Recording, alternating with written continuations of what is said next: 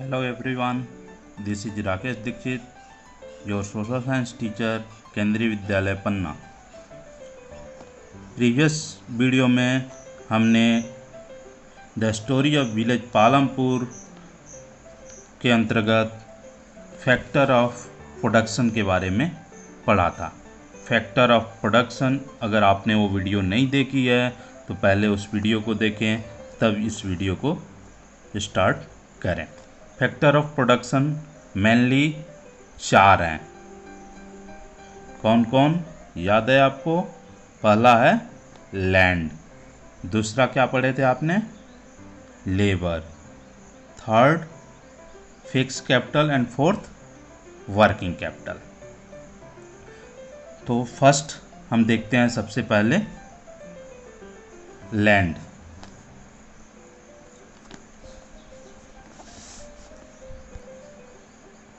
Land क्या है? Fixed है। Population per year day to day increase होती रहती है, लेकिन लैंड इंक्रीज नहीं होती है। लैंड क्या होती है? फिक्स है, फिक्स होती है। पालमपुर में भी, पालमपुर के पीपल किस कार्य में इन्वॉल्व थे? फार्मिंग एक्टिविटी में इन्वॉल्व थे। लैंड एज ए रिसोर्स क्या है? इसके लिमिटेशंस हैं, मतलब प्रैक्टिकली ये क्या है? फिक्स्ड है।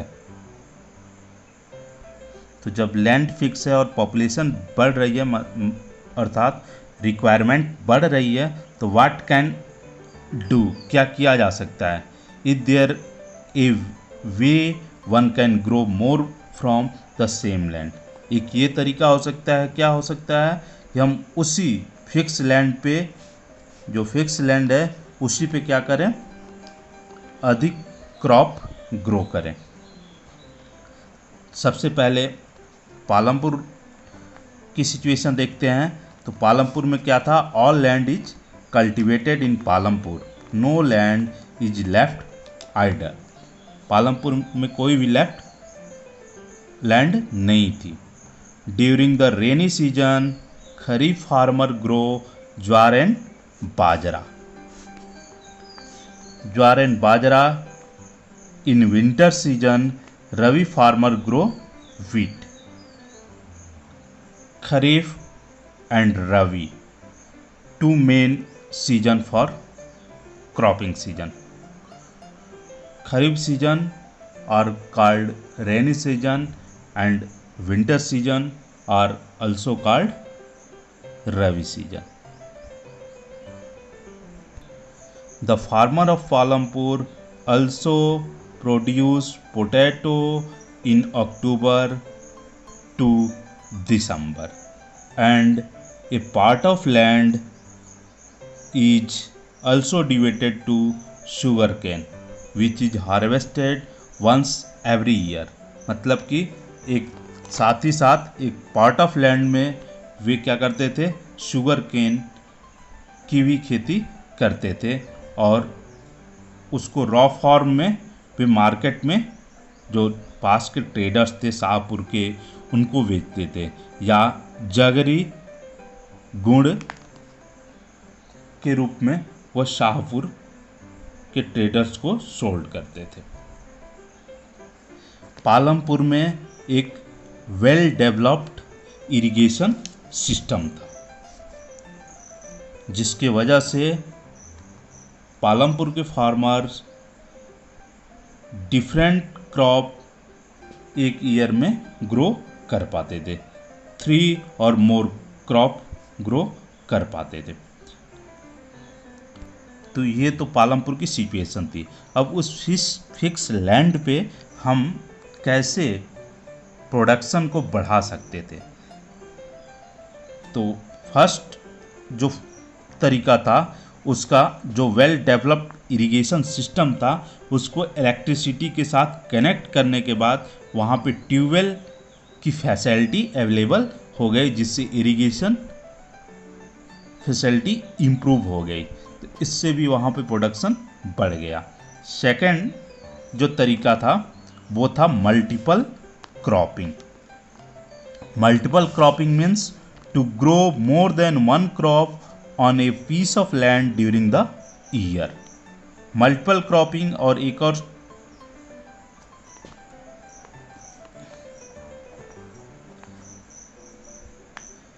टर्म आता है mix cropping.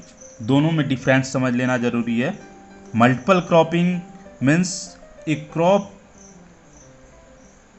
Grow a piece of land during the year, more than one crop means in rabi season grow wheat, in kharif season grow rice paddy, and दिसंबर मतलब अक्टूबर टू दिसंबर कह सकते हैं पोटैटो की अगर कल्टीवेशन होती है तो इस क्रॉपिंग को हम कहेंगे मल्टीपल क्रॉपिंग, मतलब more than one crop during a year. और mix cropping means more than one crop grow same time in the same piece of land, that is called mix cropping. Confuse नहीं होना। Mix cropping मतलब एक ही piece of land पे एक ही समय में एक से अधिक जब हम फसल ग्रो करते हैं तो उसको मिक्स क्रॉपिंग कहते हैं, और जब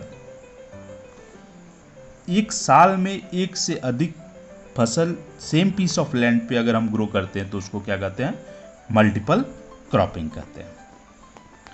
तो सेकंड जो सेम पीस ऑफ लैंड पे हम प्रोडक्शन बढ़ाने के लिए कर सकते हैं, एक तो इरिगेशन सिस्टम हो सकता है इम्प्रूव हो, second multiple cropping, third modern farming method. Modern farming method in 1960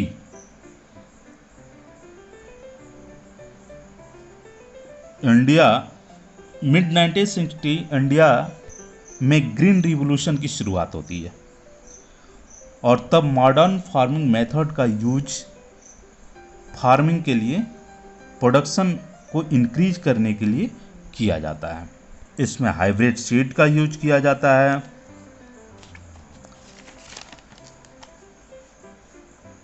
hybrid seed, high yielding seed कहते हैं, केमिकल फर्टिलाइजर्स का यूज किया जाता है, पेस्टिसाइड्स का यूज किया जा सकता है, जिससे प्रोडक्शन काफ़ी बढ़ जाता है। अगर हम ग्रीन रिवॉल्यूशन की बात करें, ग्रीन रिवॉल्यूशन जानते हैं किसे कहते हैं? रिवॉल्यूशन जानते हैं, क्रांति, तीव्र परिवर्तन।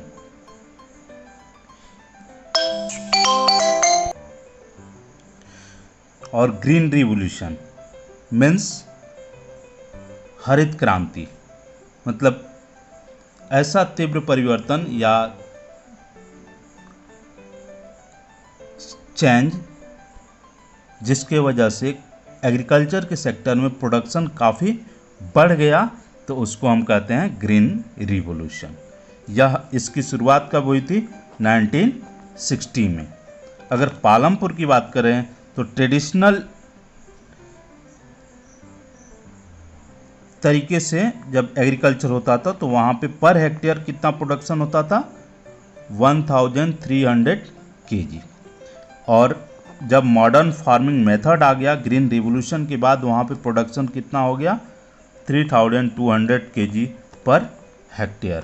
मतलब प्रोडक्शन जो है वो 3 टाइम्स बढ़ गया पहले से, ग्रीन रिवॉल्यूशन से। अब जब प्रोडक्शन बढ़ गया तो क्या, जब हम सेम पीस ऑफ लैंड पे प्रोडक्शन बढ़ा देंगे तो क्या वो लैंड सस्टेन कर पाएगी? मतलब जितनी उसकी कैपेसिटी है उससे अधिक अगर उस पर हम प्रेशर डालेंगे तो वो चीज़ सस्टेन नहीं कर पाएगी। और इस सिचुएशन में ग्रीन रिवॉल्यूशन के भी कुछ निगेटिव इम्पैक्ट लैंड पे पड़े। तो loss of soil fertility, first negative impact था लॉस ऑफ सॉइल फर्टिलिटी, मतलब बहुत अधिक केमिकल फर्टिलाइजर्स और पेस्टिसाइड्स का यूज करके हम लैंड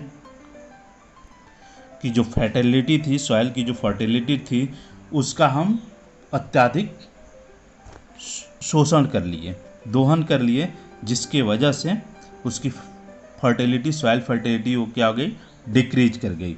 और दूसरा, चूँकि इरिगेशन, जब हम प्रोडक्शन अधिक किए तो हमें इरिगेशन की ज़रूरत पड़ी, और इरिगेशन की वजह से जो ट्यूबवेल से इरिगेशन हो रहा है उसकी वजह से वाटर टेबल वो क्या हो गया, ग्राउंड से काफ़ी नीचे चला गया। मतलब environmental resources like soil fertility and ground water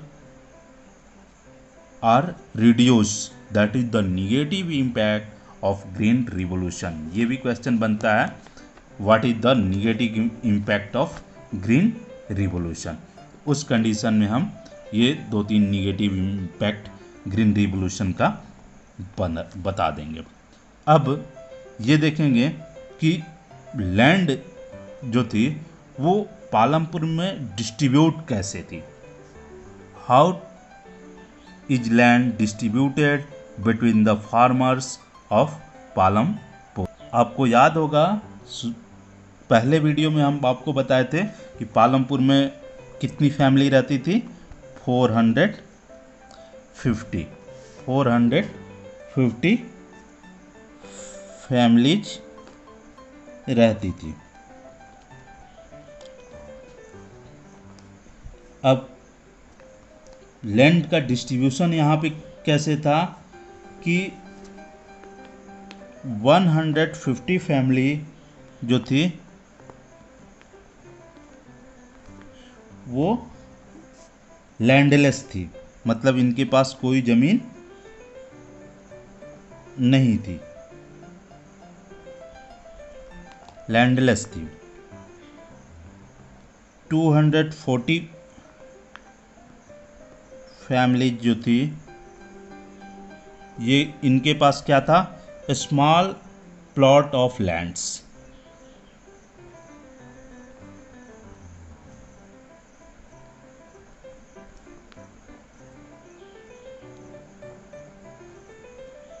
मतलब लेस देन, कह सकते हैं ये स्मॉल प्लॉट ऑफ लैंड कितने का था, less than 2 hectare.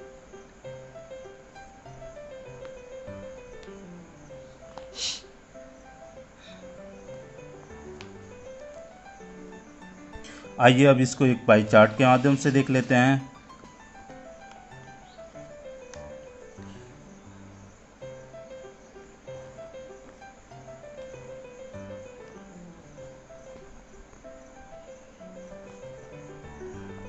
One 150 family कैसी थी, लैंडलेस।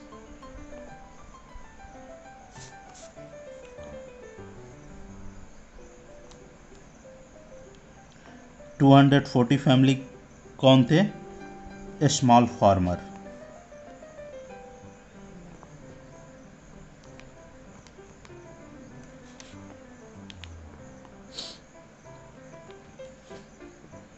जिनके पास जो है लेस देन 2 हेक्टेयर लैंड थी।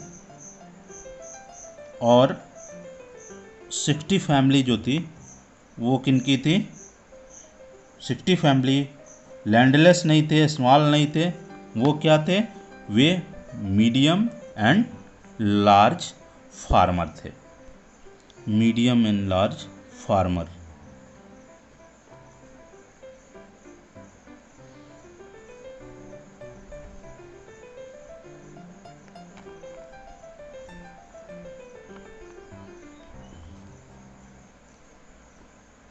तो ये पालमपुर का स्ट्रक्चर था। चलिए, तो अब हम लोग फैक्टर ऑफ प्रोडक्शन में फर्स्ट क्या देख लिए, लैंड, और लैंड का सिचुएशन वहाँ क्या थी, कैसे लैंड पे हम जो है मॉडर्न फार्मिंग मेथड का यूज करके प्रोडक्शन को बढ़ा सकते हैं, और साथ ही साथ लैंड पालमपुर में कैसे डिस्ट्रीब्यूट थी। अब लैंड के बाद जो सेकंड रिक्वायरमेंट है, फैक्टर ऑफ प्रोडक्शन है, वो क्या है? Labour. Who provide the labour. अब ये लेबर कौन थे, कहाँ से आते थे, जिसके वजह से पालमपुर में एग्रीकल्चर का काम होता था। अभी हमने देखा कि पालमपुर में लैंड डिस्ट्रीब्यूट थी, तो वहाँ पे दो तरह के लैंड ऑनर थे। एक थे स्मॉल फार्मर और दूसरा medium and large farmer. Small farmer agriculture कैसे करते थे? दे along with their family they cultivate their land, and medium and large farmer क्या करते थे? the hire from laborers to work on their field।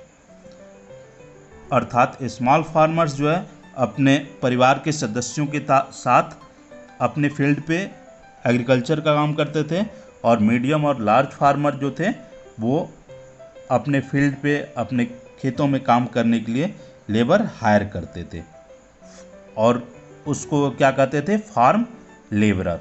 अब farm labourer कहते किसे थे? फार्म लेबरर आते कहाँ से थे? तो farm labourer come either from landless family और families cultivating small plot of lands. तो फार्म लेबरर कौन थे? जो लैंडलेस थे, वहाँ पे 150 फैमिलीज, और साथ ही साथ जो स्मॉल प्लॉट ऑफ लैंड्स पे एग्रीकल्चर का काम करते थे, वो भी फार्म लेबरर के रूप में मीडियम और लार्ज फार्मर के फील्ड में काम करते थे। अब ये फार्म लेबरर जो थे, इनकी सिचुएशन क्या थी, इनकी स्थिति वहाँ पे क्या थी, इसको हम जो है आपके बुक में एक स्टोरी दी गई है,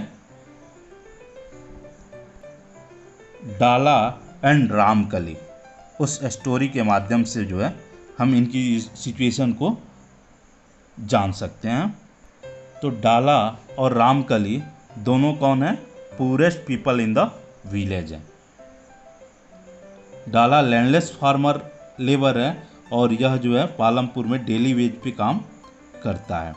डेली वेज मतलब जो लेबर थे एग्रीकल्चर में, उन्हें मंथली या ईयरली वर्क नहीं मिलता था, उन्हें सीजन में वर्क मिलता था, और नहीं तो डेली वेज के बेस पे उन्हें वर्क मिलता था। और वेज भी कैसे मिलता था? वेज भी समटाइम्स जो वेज उन्हें मिलता था वो इन कैश और एक काइंड ऑफ क्रॉप। समटाइम्स उन्हें मील के रूप में भी, खाने के रूप में भी वेज दिया जाता था। यह region to region, crop to crop vary करता था।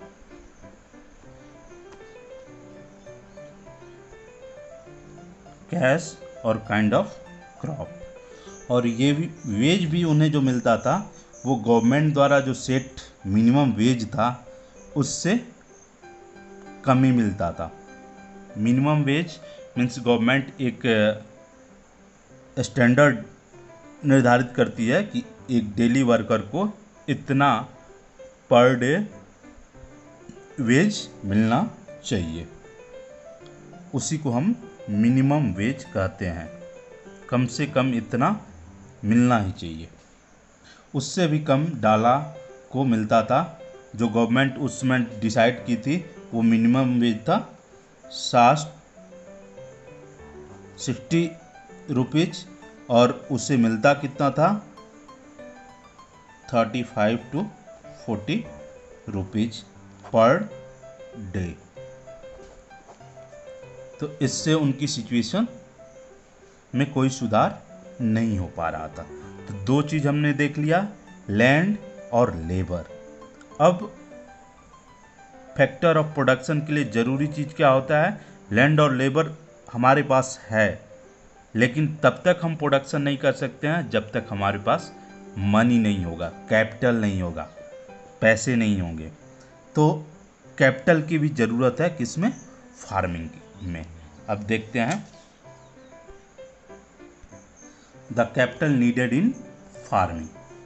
दो तरह के फार्मर थे, जो कौन थे, एक स्मॉल फार्मर और दूसरा medium and large farmer. Small farmers क्या करते थे कैपिटल के लिए, borrow money to arrange for the capital. ये बोरो करते थे, लोन लेते थे, उधार लेते थे, किससे, जो लार्ज फार्मर थे या जो विलेज में मनी लीडर थे, उनसे ये उधार लेते थे अपने एग्रीकल्चर के लिए। आप लोग भी उधार लेते हैं,